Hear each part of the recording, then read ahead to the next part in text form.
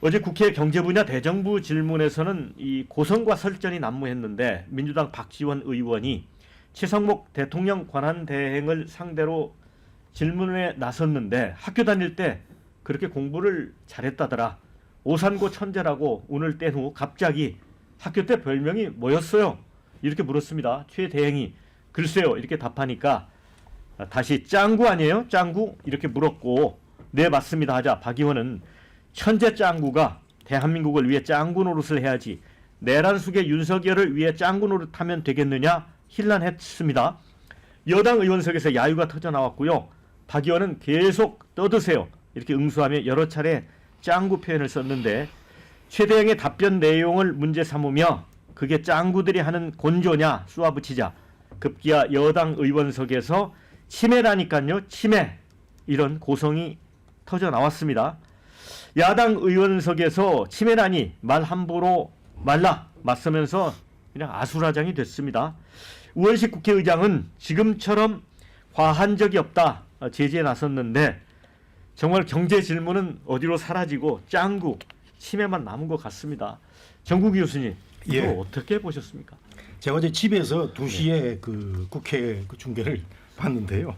정말 우리 국회 수준이 이 정도밖에 안 되나 이런 생각이 들었습니다. 특히 그 뭐 짱구까지 나올 때는 제가 박지원 의원의 경륜을 볼 때 뭐 저런 표현까지 써가면서 사실은 뭐 칭찬하려고 그런 거예요. 천재인데 머리통 생김새 같은 걸 이제 비유를 해가지고 우리가 흔히 뭐 학생 시절에 뭐 그런 거를 칭찬하는 의미에서 한 것 같은데 이게 변질이 돼가지고 최상목 대행이 그 마흔역 임명에 대한 얘기를 안 하니까 계속 그 짱구로 몰아붙였는데 이게 나중에 변질이 되다 보니까 그 짱구가 이제 부정적인 의미로 또 공격이 되고 국민의힘 의원들이 또 공격을 하고 하다 보니까 정말 그 코미디가 벌어졌는데 그래도 저는 한 가지 이거는 안 된다 싶은 생각이 든 게 그 단어였습니다. 치매.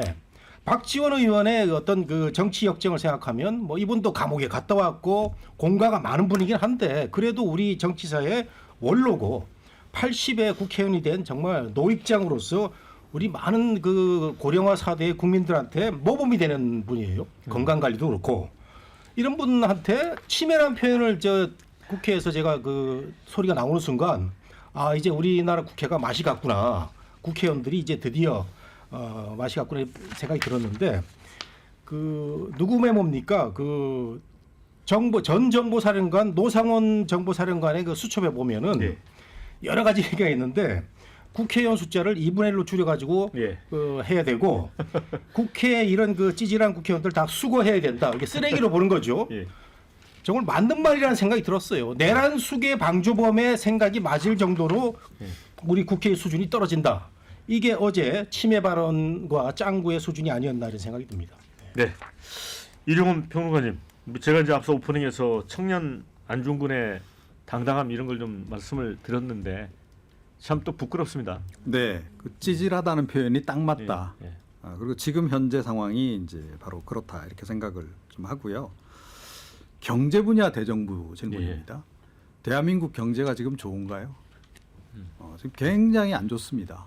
예, 또 뭐 트럼프 대통령이 또 관세 폭탄까지 또 투하할 그런 이제 전망이고 그러면 절체절명의 이제 경제 위기 상황 속에서 저는 박지원 의원 정도 되시는 분이 이런 식으로 화두를 잡아간 것 굉장히 잘못한 거다라고 생각해요.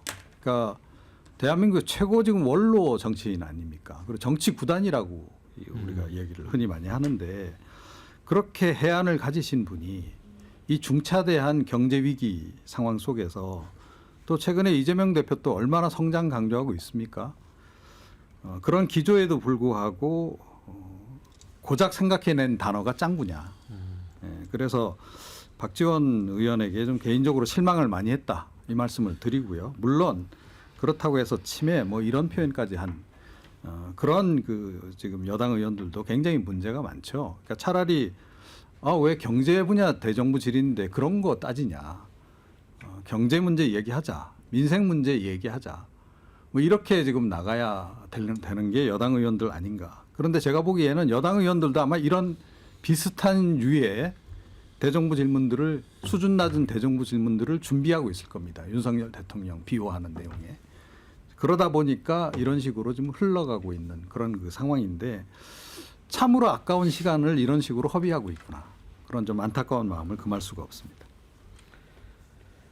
자, 원래 짱구라는 말이 이제 이마나 뒤통수가 이제 특별하게 튀어나온 머리 그런 이제 그 머리통을 가진 사람을 칭하는 거잖아요. 원래 만화에서 뭐 짱구는 못 말려 뭐 이런 것들이 있는데 국회에서 이런 얘기 나올 줄은. 뭐 사실 논평하기가 좀 아까워요. 제가 이 방송하다 보면 말이 빨라지거든요. 한 1분 내외의 발언 기회를 앵커께 제가 얻어가지고 유튜브 시청자 기준 한 1만 5천 명 평균 이분들이랑 청취자까지 포함하면 더 많은 분들 앞에서 얘기를 짧은 시간 내에 해야 돼서 저도 좀 최대한 쓸데없는 소리 안 하고 정보값을 담아 얘기하려고 하다 보니까 말이 빨라지는데 대정부 질의 시간 되게 짧아요. 네. 국회법에 규정되어 있는데 20분 못 넘게 돼 있거든요. 근데 방금 교수님도 말씀하셨고 평론가님도 말씀하셨지만 오늘 보니까 트럼프가 한국에 상호관세 매기겠다고 공식 발표했더라고요. 근데 이거 오늘 발표는 했지만 이미 예고돼 있었잖아요. 네. 근데 지금 최상목 대행 경제부총리고 뭐 이거 경제대정부 질문이고 그러면은 이게 무슨 관리가 되고는 있는 건지 미국이랑 우리가 지금 연락도 안 되고 있다는데 뭔 대책은 있는 건지 이런 걸 좀 얘기해야 되는 거 아닌가요? 근데 지금 아무런 정보값이 없잖아요. 뭐 학교 다닐 때 몇십 년 전이에요, 그게 벌써. 그러다가 뭐 국회의원 대정부 질문하는데 치매 얘기 나오고 20분을 그냥 그렇게 쓴 거예요. 근데 그렇게까지 할 만큼 한국이 지금 한가한 상황이 아니지 않습니까? 그래서 사실 논평할 가치도 없는 대정부 질문 같다라는 생각이 들었습니다. 네. 문정용 부대변인은 어떤 생각이 들었습니까? 네, 저도 그 세 분 말씀하신 거랑 좀 비슷한 생각 많이 들었는데요. 제가 지금 그 회사에서 뭐 스타트업에 제가 재직을 하고 있는데 요즘 민간 시장의 자본이 많이 얼었어요. 그러니까 투자자들의 심리 이런 것들이 대기업, 중견기업뿐만 아니라 이런 스타트업이나 조그만 기업들까지 많이 얼은 이유가 사실 우리 전국이랑 영향도 있거든요. 그래서 뭐 이런 불확실성 속에서 뭐 사실 뭐 트럼프 관세 이런 것들은 되게 국제 정세의 얘기고 지금 한국 시장도 경제적으로 너무 안 좋아서 저는 그 유튜브를 켜고 그래도 이 대정부 질문에서 경제 분야에서 어떤 얘기가 나올까 관심을 가지고 시간을 내서 시청을 하고 있었는데 정말 딱 그때 그 박지원 그 의원께서 짱구 이런 얘기를 하면 저는 처음에 이게 무슨 의도로 이런 얘기를 하시는 건가 그 최상목 권한대행을 조롱하시려고 이런 얘기를 하신 건가 했는데 이 얘기로 거의 시간을 5분 6분을 그 대정부 질문에 잡아먹더라고요. 저는 그래서 순간 저도 이 엄중한 시국에서 이렇게 이 국회 시간을 보낼 때인가 이런 생각이 들었고요. 현재 지금 정치가 거의 세 군데에서 전쟁을 하고 있잖아요. 국회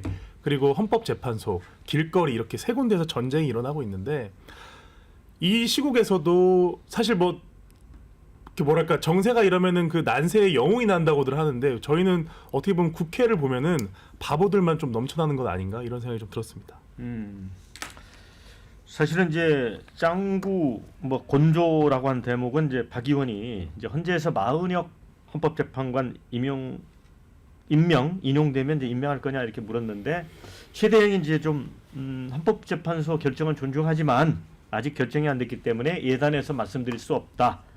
요 부분에서 나온 겁니다. 그게 천재들이 하는 답변이냐, 그게 짱구들이 하는 곤조냐, 그러면 안 된다는 거였어요. 그러니까 좀 우유부단한 이런 부분을 좀 직격한 측면이 있어 보이는데 어떻게 보세요? 그렇습니다. 앵커님이 정확하게 지적을 하셨는데 사실은 그 답변을 얻어내려고 짱구라는 비유까지 써가면서 약간 칭찬을 했다가 기대를 좀 했는데 뭐 최상목 대행이 뭐 철저하게 그 입 관리를 하고 있으니까 이제 답답하다 보니까 이런 얘기가 계속 나오고 그리고 국민의힘에서 또 이런 얘기가 나오고 하는 건데. 그러면 어제 그 박지원 의원이 정치 구단인데 네. 성과를 못 얻은 거라고 봐야 되나요? 그렇죠. 최상목 대행은 한 정치 9.1단 정도 되는 것 같더라고요. 끝까지 답변을 안 하는 이런 것도 있었고 그다음에 이제 경제 질의 시간인데 그다음 질의에 그 민주당의 김영환 의원인가요? 네네. 그 사람이 그 PPT 띄워가지고 아주 경제에 대해서 조목조목 질의를 했는데 최상목 대행 그 표정 그거였어요. 경제는 내가 전문가인데 당신이 뭘 알아? 그러면서 한마디도 안 하더라고요. 그래서 이 최상목 대행이라는 사람이 참 너무 그 자기의 주관에 집착을 많이 하고 사실은 마은혁 그 재판관도 헌재 결정 나면 당연히 임명을 해야 되는 건데 본인의 그 어떤 고집인지 그 답을 안 하는 이 점에서 박지원 의원은 이제 답답해서 그런 게 아닌가 이런 생각이 듭니다. 최성목 대행이 어떤 판단을 할까요? 나중에 정말. 역사적인 평가를 어떻게 받을까를 지금 예. 말씀하시는 거죠. 예. 저는 그래도 뭐 그 선방했다라는 평가를 받을 가능성이 높다라고 생각합니다. 그러니까 지금 왜 야당 쪽에서 예. 탄핵 카드를 못 꺼냅니까? 예. 다 이유가 있는 거잖아요. 그러니까 윽박지르기는 하는데 카드는 못 꺼내는. 왜? 잘못하면 이제 더한 사람이 이제 그 자리에 올라갈 수 있기 때문에 이제 그러는 거 아니겠어요? 이제 그 상태에서 최상목 권한대행은 어찌 됐건 지금 여당 사람입니다. 예. 과거에 정치도 그쪽에서 했고, 예. 그 사실 국회의장 가지고도 지금 논란이 많잖아요. 예. 하지만 야당 출신이니까 그래도 살짝 야당 편을 적당히 이제 들어줘도 우리가 용인을 할 수밖에 없듯이 지금 상황에서 최상목 권한대행은 제가 보기엔 자기 나름 할 수 있는 최선의 그 노선을 지금 걷고 있는 것 같고 그럼에도 불구하고 그렇다고 해서 또 야당을 또 완전히 무시하는 것도 아닌 이제 그런 그 기조를 좀 보이고 있더라고요. 대략 한 6대4 정도로 아마 생각하고 있는 것 같아요. 여당 편 6, 야당 편 4. 그래서 그런 정도면 지금 현재 상황에서는 뭐 그나마 그래도 무난하게 하고 있는 것으로 우리가 평가를 해야 되지 않을까 이렇게 생각합니다. 최성목 대행이 이제 박지원 정치구단보다 더 높은 9.1단 우리 정 교수님 말씀을 해주셨는데 자 문정영 대변인은 어떻게 봐요? 우유부단하다기보다는 굉장히 어떻게 보면 신중한 거고 어찌 보면 굉장히 정치적인 답변이라고 봐야 되겠죠? 네, 저도 그 최상목 대행이 생각보다 예. 어떤 그 비춰지는 이미지보다 이번 탄핵 전국, 그러니까 내란 전국에서 굉장히 좀 도드라진 역할을 했다고 봐요. 왜 그러냐면 이 공무원 출신이 예. 이런 그 유례 없는 정치적인 위기 예. 속에서 어떤 판단을 할 때는 그 반대의 여론에 대한 걱정이 필수거든요. 그렇기 때문에 공무원들이 비판을 받는 게 욕 안 먹으려고 저렇게 뭐 예. 의사결정 미루고 이런 것들이 흔히 받는 비판인데 그 와중에 최상목 대행은 중요한 의사결정을 저는 내렸던 것 같습니다. 예, 그 중에 하나도 저는 마은혁 재판관 임명 보류라고 생각을 하고요. 뭐 여야 간의 의견은 달리겠지만 저는 최상목 대행이 지금 보여주는 어떤 중심이 분명히 존재한다고 봅니다. 그래서 아까 그 이종훈 평론가님 말씀하신 것처럼 저도 뭐 한 6대4 항상 이 정도로 좀 느낌을 그래 받고 있었는데 이런 것들이 그 대정부 질문이나 또 어떤 간단한 질의 속에서도 그 최상목 대행이 어떤 그런 그 신념, 어떻게 보면 곤조 이런 것들이 조금 보여진 것 같고요. 앞으로 저는 그 최상목 대행이 언제까지 이 대통령 대행을 할지는 모르겠지만 지금의 어떤 그 모습을 조금 유지를 해준다면 역사적인 평가는 저도 유의미하게 있을 거라고 보고 있습니다. 아 대변인요? 글쎄요. 그 반대 여론을 정치인들이나 정무직 공무원들은 관리해야 됩니다. 관리해야 되는데 반대 여론에 따라 혹은 찬성 여론에 따라 일을 하는 건 아니에요. 헌법적 원칙에 따라 일을 하는 거죠. 근데 그런 부분을 박지원 의원께서 좀 논리적으로 짚었으면 더 좋았을 것 같아요. 네. 헌법재판관이 비슷한 걸로 이제 잘 얘기를 하더라고요. 같은 날 국민의힘과 더불어민주당에서 헌법재판관들 임명 공문이 넘어왔는데 네. 뭐 2명은 합의가 돼 있고 1명은 합의가 안 돼 있다는 근거가 남아 있느냐? 예. 대답을 못 합니다. 음. 문서가 남아 있느냐? 합의가 안 돼 있으면은 왜 그 공문을 왜 보낸 거냐? 대답을 못 해요. 그러니까 다 합의가 된 거라는 얘기죠.